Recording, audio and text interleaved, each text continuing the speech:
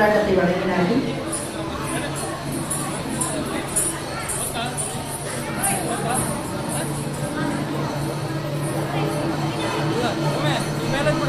ಲೈವಿಂದ ಹಿಡ್ಕೊಂಡು ತಿನ್ಬೇಕಾರೆ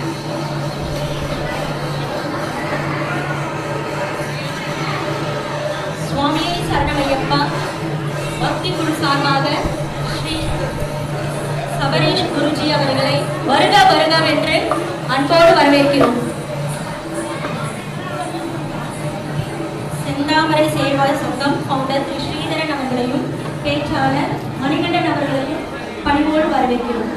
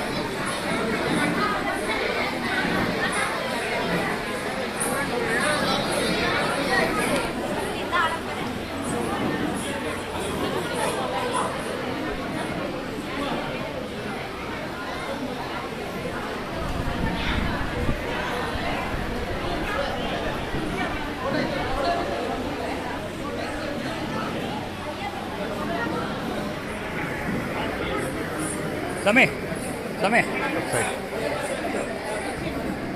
समय सब साइड वर समय सर हां सर सर समय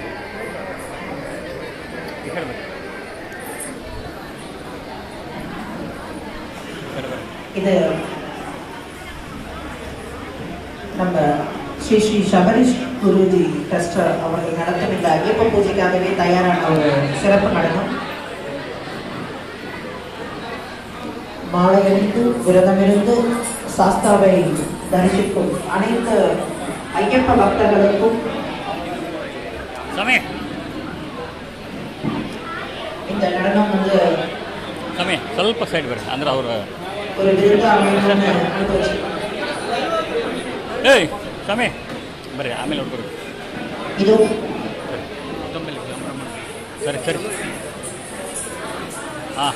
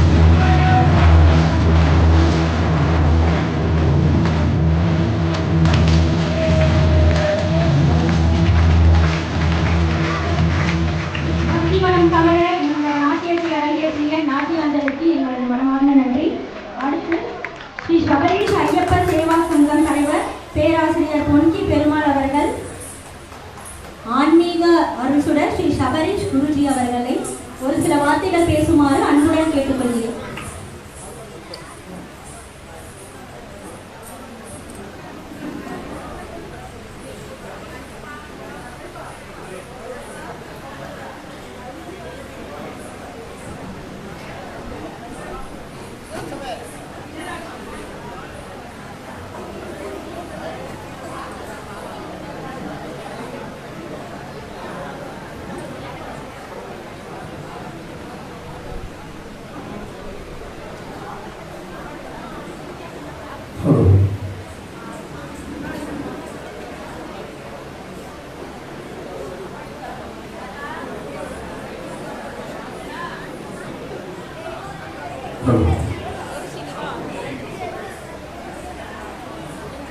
அன்பிற்கினிய ஆன்மீக பெரியோர்களே, ஒரு அற்புதமான ஒரு நிகழ்வை நடமாடும் ஐயப்பனாக நம்மையெல்லாம் காத்து வருகிற ரோஜா குருஜி சுவாமிகள் ஈன்றெடுத்த அந்த அருந்தவ புதல்வர், எங்களையெல்லாம் வழி நடத்துகிற ஆன்மீக குருஜி சுவாமி சபரீஷ் சுவாமிகள் அவர்களுடைய அருளாசியோடு அற்புதமான அந்த ஊர்வலம் நம்மை எல்லாம் காத்துகிற விநாயகன் என்று சொன்னால் பி என்று சொன்னாலே முதல் என்று ஒரு பொருள். நாயகன் என்று சொன்னால் வழிநடத்தக்கூடியவன், இந்த உலகத்திற்கு நாயகனாக இருக்கக்கூடியவன் விநாயகன் என்று நாம் சொல்கிறோம்.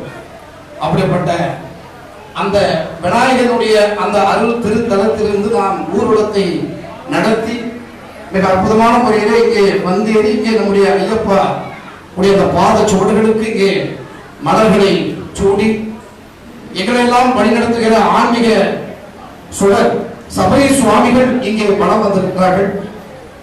எல்லோருக்கும் சில பேருக்கு இந்த மண்ணில் இந்த நங்கநல்லூர் உள்ளகரம் என்று சொன்னாலே ஒரு மிக புகழ்பெற்ற ஒரு ஆன்மீக புண்ணிய ஸ்தலம். நம்முடைய முன்னோர்கள் சொன்னார்கள், சோழ நாடு சோறு உடைத்து, பாண்டி நாடு முத்துடைத்து, கொங்கு நாடு அன்புடைத்து, சேர நாடு தந்தம் உடைத்து என்று சொன்ன முன்னோர்கள் இந்த சென்னை மண்டலத்திற்கு மிகப்பெரிய ஒரு சிறப்பை சொன்னார்கள். தொண்டை மண்டலம் சான்றோர் உடைத்து என்று சொன்னார்கள்.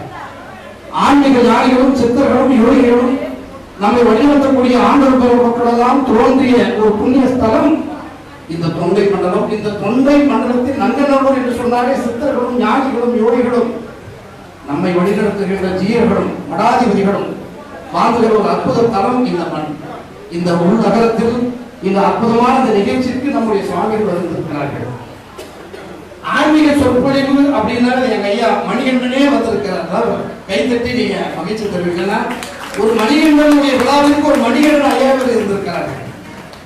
அவரே ஆன்மீகம் என்று சொன்னால் அவர் தான் பேசணும். நாங்களாம் அவருடைய சுமஞ்சர்கள், அவர் பேசுவதை கேட்கக்கூடிய சுமஞ்சர்கள் நாங்கள் எல்லாம். அதனால் சுவாமியுடைய அந்த அவதாரத்தை மட்டும் நான் எடுத்து வைத்து விட்டு ஐயப்பனுடைய மகிமையும் ஆன்மீகத்துடைய மகிமையும் எனக்கு தெரிந்து உலக வரலாற்றிலேயே அப்படின்னு இந்திய தொலைக்காட்சியிலே அப்படின்னு சொல்லுவாங்க. உண்மையிலேயே தமிழ் அறிஞர்கள் பக்தி சொற்பொழிவிலே இன்று ஒரு ஆழ்ந்த ஒரு ஞானத்தை பெற்ற எங்களுடைய மணிகண்டன் ஐயா அவர்கள் இங்கே வருகிறது எங்களுக்கு எல்லாம் மற்ற மகிழ்ச்சி அடைகிறது. இந்த நிகழ்ச்சிக்கு மிகப்பெரிய ஒரு சிம்ம சொற்பனம் ஆகும். அப்படிப்பட்ட அந்த மகானிகை வருகின்றார்கள். அன்பிற்குரியவர்களே, இந்த நிகழ்விலே அவர் அமர்ந்திருக்கிறாங்க. ஒரு தோன்றிய ஒரு ஸ்தலம் எப்படிப்பட்ட புண்ணிய பூமி அப்படின்னா தமிழக மண் அப்படின்னாலே ஆழ்வார்களும் நாயன்மார்களும் தோன்றிய ஒரு புண்ணிய ஸ்தலம். இந்திய மண்ணிலே, பாரத தேசத்திலே, தமிழக மண்ணிலே நாயன்மார்களும் ஆழ்வார்களும் தோன்றிய இந்த தளத்தில் தான் திண்டுக்கலை பற்றி சொல்லுகிற பொழுது திண்டுக்கல் பூட்டுக்கு ஃபேமஸ் அப்படின்னு ஒரு பக்கம், இன்னொரு பக்கம் இன்னொரு விஷயத்துக்கு திண்டுக்கல் ஃபேமஸ். அது தேவையில்லை, இந்த இடத்துல அவங்க பயன்படுத்தக்கூடாது. ஆனால் அப்படிப்பட்ட அந்த திண்டுக்கல் அப்போ மதுரை மாவட்டமாக இருந்தது. அந்த பாண்டிய மண்டலம் மதுரை நகரிலே மதுரை மீனாட்சி அம்மன் நம்ம எல்லாம் காத்தவர்களை அருளாட்சி செய்வர்களை அந்த மீனாட்சி அம்மனுடைய மாவட்டத்திலேயே இருந்தது திண்டுக்கல். அப்பொழுது அப்படிப்பட்ட அந்த திண்டுக்கல் மண்ணிலே அவதரிக்கிறார் ஒரு அவதார புருஷனாக எங்களெல்லாம் வழி நடத்துகிற ஐயா ரோஜா குருஜி சுவாமிகள் அவர்கள். கைத்தட்டி நீங்க வெப்பதை மகிழ்ச்சி. ஏன்னா சில மாற்றங்களுக்கு என்னுடைய குருநாதர் வேதாந்தஜி அவர்கள் சொல்றார்கள், இந்து மதத்தை காப்பதற்கு ஏதோ ஒரு ரூபத்தில், ஏதோ ஒரு மண்ணில், ஏதோ ஒரு ஆவேசத்தில் அவர்கள் தோன்றிக் கொண்டே இருப்பார்கள் அப்படின்வார். இப்பொழுது கன்னடாவிலே மிக அற்புதமான ஒரு திரைப்படம் வந்தது, எல்லோருமே பாராட்டினார்கள். அதுக்கு எங்க ஜி சொன்ன வார்த்தை, ஏதாவது ஒரு இந்து மதத்தை காப்பதற்கு அது துறையிலோ ஏதோ ஒரு துறையிலோ தோன்றி கொண்டே இருக்கிறார்கள் அப்படின்னு சொல்லிட்டு அப்படி தோன்றிய ஒரு மகான் ரோஜா குருஜி சுவாமிகள் வாழ்வியல் தேடி புண்ணியமிக்க இசைஞானி இளையராஜாவுக்கு எப்படி அங்கே நாங்களெல்லாம் போற்றி வருகிற அம்மா அங்கே வந்து மூகாம்பிகை எப்படி அருள் பாலித்தாலோ, கேரளாவில் பிறந்த ஆதிசங்கருக்கு எங்கே தாய் மூகாம்பிகை தன்னுடைய விருட்சாபத்தை காட்டினாலோ, அப்படி இசைஞானி கூட அந்த வாழ்விலை தந்த ஒரு புண்ணிய தாய், புண்ணிய இடம் அந்த கர்நாடக மண். அந்த கர்நாடக மண்ணை அடைகிறார் ரோஜா குருஜி சுவாமிகள். வாழ்விலை தேடி போகிறார். ஆனால் அவருக்கு கிடைத்தது வாழ்க்கையும் கிடைத்தது. இல்ல துணைவியாக தன்னோடு இணைந்த அந்த அம்மையாக இருந்த பிறகு ஆன்மீகமும் கிடைத்தது அவருக்கு வாழ்க்கை. அப்படி ஆன்மீகத்தோடு தலைத்த ஒரு வாழ்க்கையில் வருகிற பொழுது மிகப்பெரிய சொப்பனாக, மிகப்பெரிய வணிக ரீதியாக மிகப்பெரிய ஒரு வள உலா வருகிறார். ஆனால் வாழ்க்கையில் எது முக்கியம் என்பதை சிந்திக்கிறார். ஆன்மீகம் தான் இந்த அறிவுலகை காட்டுகின்ற ஒரு வழி என்பதை உணர வைக்கிறார் ரோஜா குருஜி சுவாமிகள்.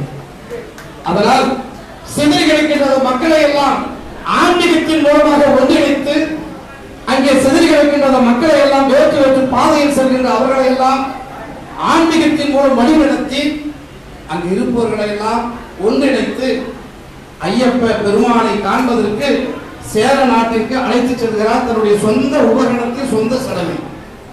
ஆரம்ப காலகட்டத்தில் இருந்த அவர் இறைவனை அடைகிறார். இறைவனை அடைந்த பிறகு ரோஜா குருஜி சுவாமிகள் இறைவனை அடைந்த பிறகு தன் வாழ்நாளில் மிகப்பெரிய சின்ன சொப்ப 2 அற்புதமான குழந்தைகளை ஈன்றெடுத்தார். பெரியவரும் சிறியவர்களுமாக 2 குழந்தைகள் பிறந்து ஆளாகி மிகப்பெரிய பொறியியல் பட்டத்தை பெறுகிறார். ஒருவர் பொறியியல் பட்டத்தை பெறுகிறார். மிகப்பெரிய செல்வ சீமாந்தனாக வளர்கிறார். மிகப்பெரிய புகழ்பெற்ற சாப்ட்வேர் கம்பெனிக்கு சிஓ ஆகிறார். மிகப்பெரிய ஒரு சாப்ட்வேர் கம்பெனி நிர்வகிக்கக்கூடிய ஒரு எம்டி ஆகிறார். ஒரு காலகட்டத்தில் போட்டு சூட்டு போட்டு இவரா அவரு அப்படின்னு சொல்லி நம்ம கேட்கக்கூடிய அளவுக்கு புது தோற்ற வேறு மாதிரி இருக்கிறார். அவரை வந்து எப்படி சொல்றது என்று தெரியல. ஒரு சில படத்தில் பார்க்கிற பொழுதெல்லாம் ஒரு திரைப்பட நடிகரை போன்று அழகோடு இருக்கிறார். பட்டு தாவகையிலே உழவுகிறார். மிகப்பெரிய மாளிகையிலே தங்குகிறார். ஆனாலும் அவருக்குள் ஏதோ மனதளவில் ஆன்மீகம் என்ற சுவடை இழுத்து கொண்டே இருக்கிறார். ஏனென்று சொன்னால் தன் தந்தை காட்டிய வழியில் தமையனும் செல்ல வேண்டும் என்று நினைத்து தன்னுடைய வாழ்வியலை ஆன்மீகத்தோடு இணைக்கிறார். அப்படி சாதாரணமாக இருந்த அந்த சபரீஷ் தான் இன்று சபரீஷ் குருஜியாக நம்மை வழிநடத்துகிற அந்த மகான் என்று சொன்னால் அது மிகையாக அன்பிருக்கிறவர்களே. ஒரு மனிதன் பிறக்கிற பொழுது சாதாரணமாக மனிதனும் தெய்வமாகலாம் என்பதற்கு ஆதிசங்கரிலிருந்து எங்களை எல்லாம் வழிநடத்துகிற எங்களுடைய வேதாந்தஞ்சிலிருந்து மிகப்பெரிய மகான்கள் இங்கு தமிழகத்திலே தோன்றி மிகப்பெரிய ஸ்ரீ ராகவேந்திரா சுவாமிகள் கர்நாடகாவிலே மிகப்பெரிய ஒரு சகாப்தத்தை ஏற்படுத்திய ராகவேந்திரா சுவாமிகளுக்கு பிறகு தமிழகத்திலே பிறந்து, திண்டுக்கல் மண்ணிலே பிறந்து, கர்நாடகா தேசத்தில் மிகப்பெரிய ஒரு ஆன்மீக புரட்சியை செய்தவர் எங்கள் ஐயா ரோஜா குருஜி என்று சொன்னால் அப்படிப்பட்ட அந்த ரோஜா குருஜி, ரோஜா பாருங்க வாசமும் மனமும் வீசும். ரோஜா பூவுடைய மனம் வீசும். ரோஜா பாட்டியை போட்டுனா நம்முடைய மனம் வீசும், அகம் வீசும்.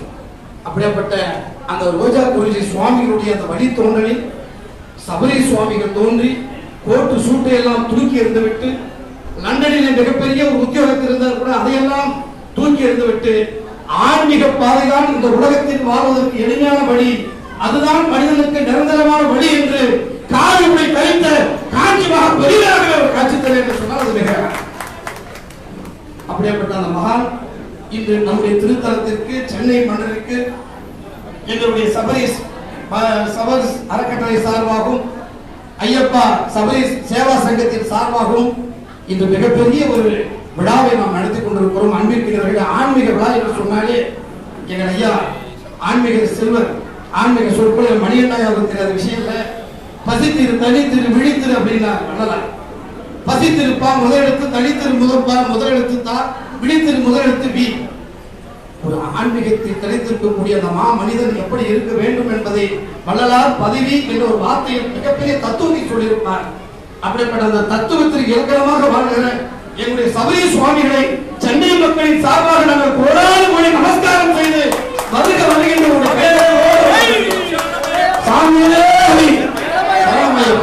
இதுதான் இணைக்கிப்பதற்கு ஏதாவது ஒரு வார்த்தை வேண்டும், ஒரு வாக்கு வேண்டும். அப்படி நம்ம எல்லாம் இணைக்கின்ற இந்த ஐயப்பா சேவா சமாஜத்தின் சார்பாகவும் ஐயப்பா சேவா சங்கத்தின் சார்பாகவும் கர்நாடகா மண்ணிலிருந்து வருந்திருக்கிற எங்களுடைய சகோதரர்கள், ஆன்மீக சகோதரர்களை உண்மையிலே மனதார மகிழ்ச்சி. வரும்போது என்ன ஆட்டம், என்ன பாட்டு கொண்டாட்டம், என்ன டான்ஸ். வருகிற பொழுது ஆட்டம் பாடி அந்த நடனத்துக்கு ஏற்ற மாதிரி மிக அற்புதமான செண்டாமலத்துக்கு ஏற்றவாறு ஐயப்புடைய அந்த பக்தர்கள் எல்லாம் நடனம் ஆடி வருகை தந்த அந்த ஊர்வலம், அங்கே வருகிற திருவாரூர் தேர் எப்படி வருமோ அது மாதிரி சாமியை அலங்கரித்து உட்கார வைத்த அந்த காட்சியெல்லாம் பார்க்கிற பொழுது கண்கொள்ளா காட்சியாக இருந்தது. அப்படிப்பட்ட இதை வழிநடத்துகிற அத்தனை சகோதரிகளுக்கும், என்னுடைய சகோதரி ஜெயஸ்ரீயாக இருக்கட்டும், என்னுடைய சகோதரி ஆனந்தி அம்மையாராக இருக்கட்டும், இந்த நிகழ்ச்சிக்கெல்லாம் வருகின்ற என்னுடைய அம்மா காஞ்சனமாக இருக்கட்டும், இதில் என்னுடைய தம்பி இருப்பாரு. நான் கூட இந்த வயதில் ஆன்மீகத்தினுடைய நண்பர் ஸ்ரீ ராமஜி ஐயங்கார் ஒருத்தர் வந்தார் கூட. அவர் தாங்க மிக அற்புதமான முறையில திட்டமிட்டு வழிநடத்துகின்ற அந்த இளைஞர்கள் இந்த ஆன்மீகத்தில் வர வேண்டும். அங்கே இளைஞராக இருக்கிற சபரி சுவாமிகள் ஆன்மீகத்திலே தன்னை இணைத்துக் கொண்டு எல்லோருக்கும் வழிநடத்துகிற ஒரு ஆன்மீக மகானாக எங்களுக்கு வருகின்றிருக்கிற அவருடைய பாத சூடைகளை பணிந்து எல்லோரும் சேர்ந்து சொல்லு சாமியே சாமியே சரணமையப்பா, சாமியே சரணமையப்பா என்ற கோஷம் ஒவ்வொரு வீடுகளிலும் அல்ல, உலகம் முழுக்கும் ஒழிக்க வேண்டும், உலக நாடுகள் முழுவதும் ஒழிக்க வேண்டும் என்பதுதான் எங்களுடைய குருநாதனுடைய அந்த கனவு. அதை நிறைவேற்றக்கூடிய பணியிலே இந்த எங்களுடைய பணி முதல் முறையாக இந்த மண்ணிலே இன்று துவங்கப்பட்டிருக்கிறது. இப்படி துவக்குவதற்கு எப்பொழுதுமே எதை ஆரம்பித்தாலும் தமிழ் மண்ணிலே இறை வார்த்து பாடுவோம், தமிழ் வார்த்து பாடுவோம். இறை வார்த்தும் தமிழ் வார்த்தும் சேர்ந்து வாழ்த்துகிற ஒரு மா மனிதர் இன்று தமிழகத்திலே இருக்கிறார் என்று சொன்னால் எங்கள் ஐயா ஆன்மீக சொற்பொழிவாளர். நாங்கெல்லாம் அவருக்கு தான் கற்றுப்போய் மாதிரி ஒரு பேசத்துல நிறைய கவனிச்சு எழுதும். அப்படிப்பட்ட ஆன்மீக செல்வர் எங்கள் ஐயா மணிகண்டன் ஐயா அவர்களை வார்த்தை வணங்க நாங்கள் அன்புடன் அழைக்கிறோம். ஜெயா தொலைக்காட்சியில் பார்த்திருப்பீங்க, அவருக்கு அறிவுமே தேவையில்லை. ஐயா ஐயா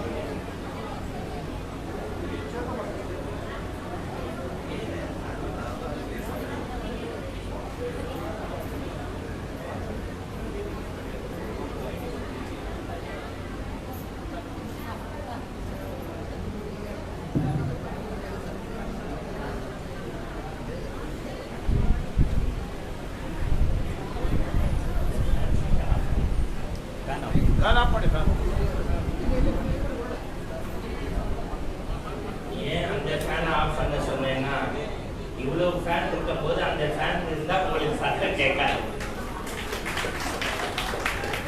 புரிஞ்சு கைத்தட்டின 13 பேருக்கு நன்றி. தயவு செய்து சத்தத்தை கூட்டாதப்பா. தம்பி மைக்கும் மனைவியும் ஒரே மாதிரி இருக்கக்கூடாது, 2 கத்தக்கூடாது. இல்லை அவன் வீட்டில் யாரோ குத்து வாங்குறாரு, அவர் தான் புரிஞ்சு கை தட்டுறார். நீங்க யாராவது போகணும்னு நினைச்சா 2 பேரா போகணும், 5 பேரா போய் எனக்கு ஹார்ட் அட்டாக் வர மாதிரி பண்ணக்கூடாது.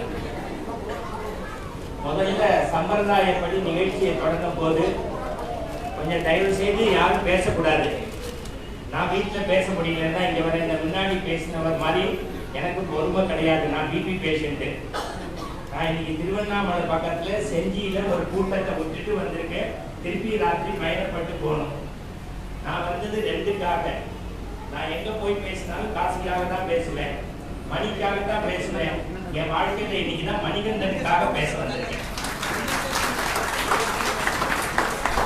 முதல்ல குருஜியினுடைய பாதத்தை வணங்கி ஆனந்தி அம்மாவுக்கு முதல்ல ஒரு கைத்தட்டு கொடுங்க.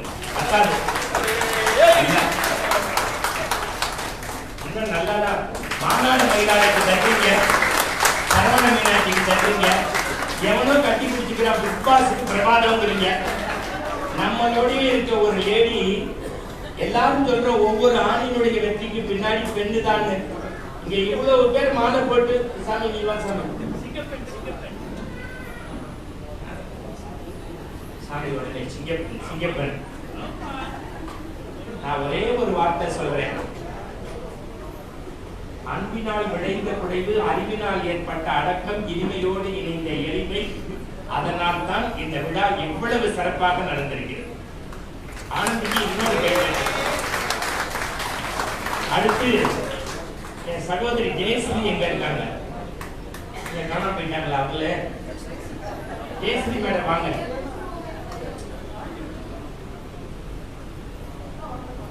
சார் நீங்க செல்போன் இங்க இருந்து ரெண்டு இருக்கட்டும் வாங்க. இதுவாக பரவாயில்ல, சில பேர் வராத போன வந்த மாதிரி எடுத்துட்டு போவாங்க.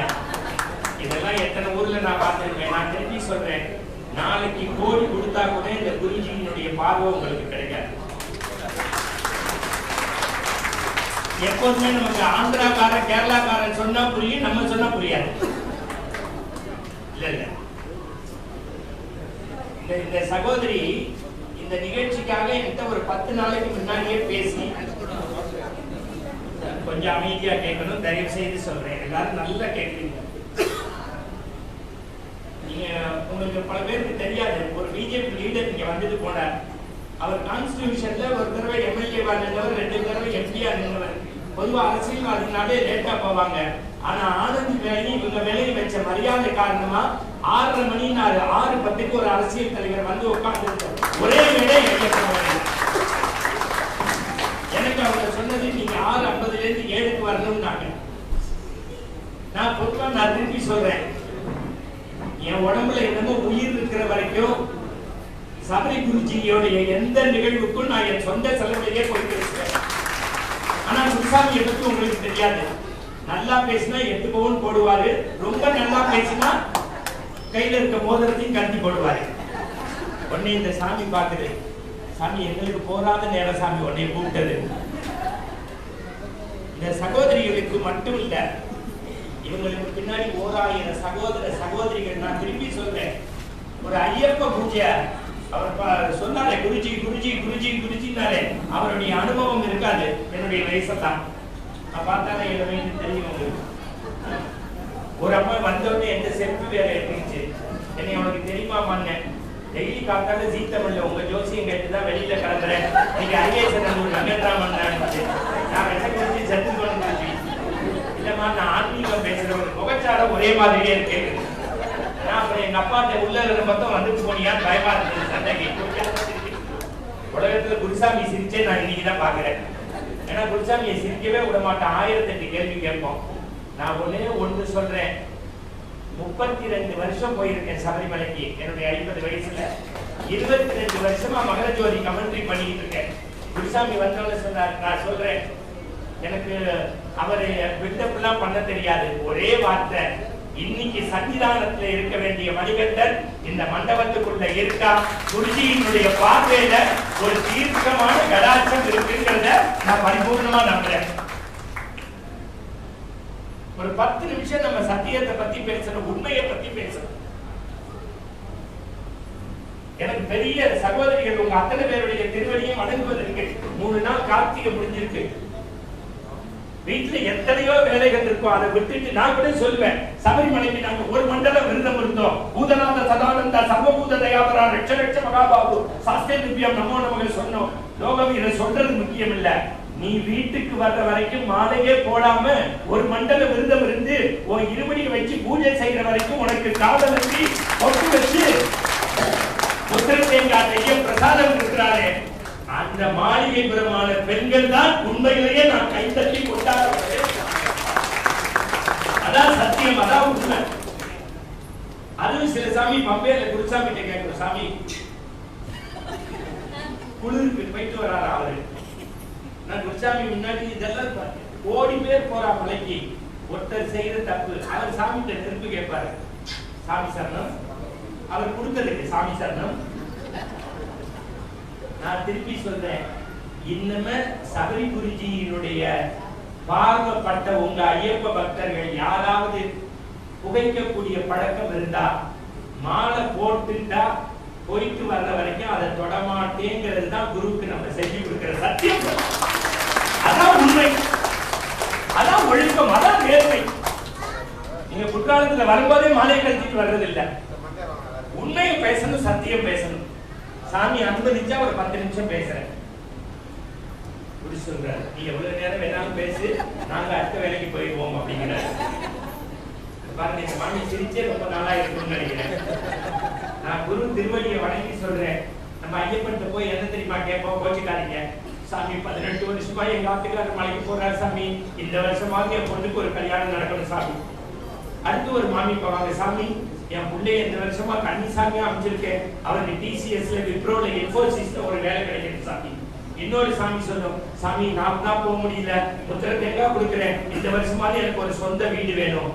நான் சத்தியம் சொல்றேன், இங்க உள்ள ஐயப்ப பக்தர்களுக்கும் உங்களுக்கும், நீங்க அவர் சன்னிதானத்துல போய் அறிந்தும் அறியாமலும் தெரிந்தும் தெரியாமலும் நாங்கள் செய்த சகல குற்றங்களையும் பொறுத்து காத்து ரட்சித்து அருள் புரிய வேண்டும். சத்தியமாய் கொண்டு 18ஆம் வடிவில் வாழும் அரிகர சுதர் ஆனந்த சித்தன் ஐயர் ஐயப்பன் சுவாமிக்கிறத வீட்டுல இருந்தபடியே நீங்க உங்க பொண்ணுக்கு கல்யாணம் கேட்டா பண்ணுவாரு, புள்ள கேட்டா புள்ள கொடுப்பாரு, கார் கேட்டா கார் கொடுப்பாரு, வீடு கேட்டா வீடு கொடுப்பாரு. நம்பிக்கையோட கேட்டா ஐயப்பன் கொடுப்பான், எதையும் கேட்கலன்னா ஐயப்பன் தன்னையே கொடுப்பான். இன்னொன்னு சொல்றேன், மனுஷன் எப்போதுமே அல்பம். நம்மளா கேட்டா நம்ம தகுதிக்கு கேட்க தெரியும், அவரா கொடுத்தா அவர் தகுதிக்கு கொடுப்பாரு. போட்டு சுட்டும் போட்டு கார்பரேட்டா கம்ஃபர்ட் ஜோன்ல இருக்க வேண்டிய ஒருத்தர் தான் அதை தூக்கி எடுத்துட்டு ஐயப்பனையும் கதின்னு வந்திருக்காங்க.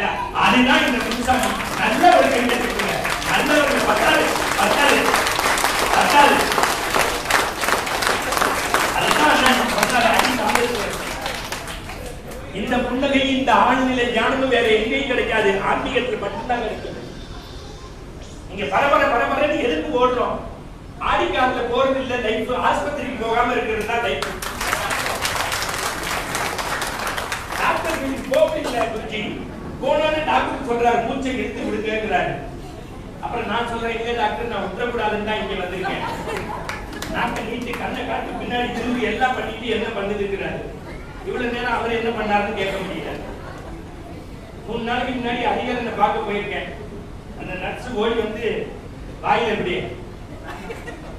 தர்மாமீட்டர் சொல்லிட்டா, என்னமான்னு சட்டையை கட்டி அகல்ல வச்சு எக்ஸ்ரே இசிஜி ஸ்கேன் எல்லாம் பண்ணி 8500 ரூபாய் பில்லு.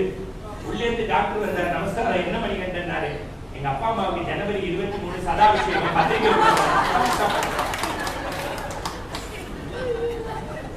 எவனுமே நம்ம வீட்டுல சிரிக்கிறது இல்ல, போறது இல்ல. சாமி கும்பிட்டா கூட யாராவது ஓம் ஐயப்பா சொல்றமா, ஓம் ஐயப்பா, உங்குருநதா ஐயப்பா, அருணார்பலா ஐயப்பா, அங்கேவாடா ஐயப்பா, அவத்தால ஐயப்பா, ஆதிவராதா ஐயப்பா, ஏப்பா சாமி இங்க இருக்க, ஏப்பா அங்க பாக்குறேன், இல்ல மாமா வாங்கி கொடுத்த செருப்பு அங்கதான் இருக்கு. பற்ற தொடங்கிறதுக்கு கோவிலுக்குள்ள போறோம். சத்தியமா சொல்லுங்க, வரும்போதே என்ன தெரியுமா பண்ணுவோம், இந்த செருப்பு ஒரு பக்கம், இந்த செருப்பு ஒரு பக்கம். ஏன்? அடுத்த சாமி மேல நம்பிக்கை இல்லையா? நான் யதார்த்தத்தை பேசுறேன், நீங்க ஒண்ணு வேண்டாம் சார், இந்த சாமிகள் முகத்தை பாருங்க, அமிதாப் பச்சனோட அழகா தெரியுறாங்க. இப்ப என்னையும் கூட ஒருத்தர் வந்தோடனே நீங்க அஜித் மாதிரியே இருக்கீங்கன்னு ஒரு பேச்சுக்கிட்டான், நீங்க விஜய் மாதிரியே இருக்கீங்க. நல்லா தெரிஞ்சுக்கங்க, நான் சொல்றதை கொஞ்சம் கவனமா, நான் சிரிக்க சிரிக்க பேசுற மாதிரி இருக்கும். ஏன்னா நம்ம இந்துக்கள் மட்டும்தான், நம்ம நினைச்சா கோவிலுக்கு போவோம், நினைச்சா கஷ்டம்னா போவோம், இஷ்டம்னா போவோம். உலகத்திலே பிள்ளையாருக்கு பிளைன் கிஸ் கொடுக்கிறவன் நம்ம மட்டும்தான். போகும்போது அப்படிப்போம். ஏன்னா இவர் மோடிஜியோட போய் கை கொடுக்க போறாரு, நிர்மலா சீதாராமன் பார்த்து பட்ஜெட் போறோம். 2 நிமிஷம் நின்று சாமி கும்பிட்டு போ, இன்னும் ஒரு 5 நிமிஷத்தை பேசி முடிச்சிருவேன். இவரு பேசுங்க, இல்ல நான் பேசுறதா தான் பேசியிருக்கேன். ஏன்னா நம்ம ஊர்ல நல்ல விஷயங்களை யாருமே உள்வாங்கிறதுக்கு, நீங்க சினிமாவை கொண்டாடுங்க வேண்டாங்கிற, அதை விட 1000 நல்ல விஷயம் இருக்கு. எங்க பாட்டி எல்லாம் சபரிமலைக்கு 50 வருஷம் போனா. எதுக்கு தெரியுமா? அந்த காலத்துல ஐயப்ப பக்தர்கள் வீட்டிலேருந்து பஸ்ல போகும்போது சமைச்சு சாப்பாடு கொடுக்க கூட்டி போவாங்க பாட்டிய. அன்னைக்கு அவர் செய்த புண்ணியம் தான் இன்னைக்கு எங்களுக்கு சோத்துக்கே வழி இல்லாத நாங்க இன்னைக்கு சோறு சாப்பிட நேரம் இல்லாம ஃபிளைட்ல போறேன்னா ஐயப்ப